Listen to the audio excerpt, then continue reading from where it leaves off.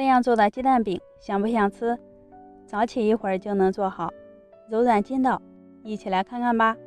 先在盆里倒入400克的普通面粉，少加一点盐，倒入270毫升的热水，水温在50到60度之间。这个温度烙出的饼柔软还筋道。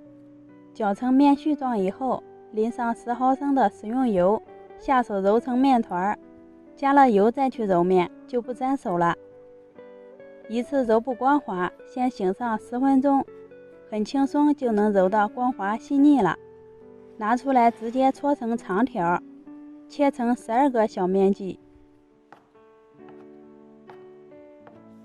再将每个小面剂都充分的揉圆，擀成1厘米厚的面皮，在表面刷一层油，再盖上一张面皮，按压紧实点。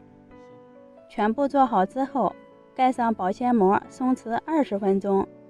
时间到以后，拿出第一个先做好的面剂，擀成一个薄面皮，两面都要擀一下，这样饼子的大小才均匀。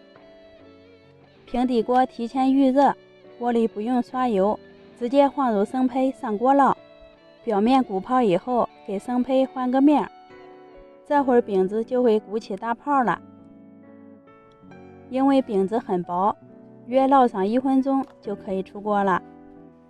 全部都烙完以后，再给它们一张张的揭开，看一下这小饼又薄又柔软。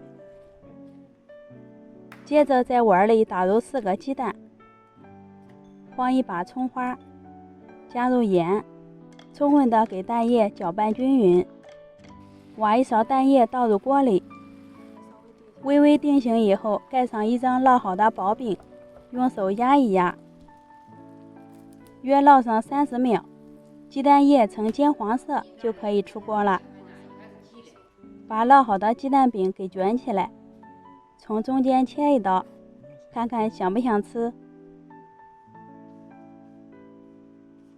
吃起来柔软筋道，每一口都能咬到鸡蛋，少油更健康，做早餐真的很不错。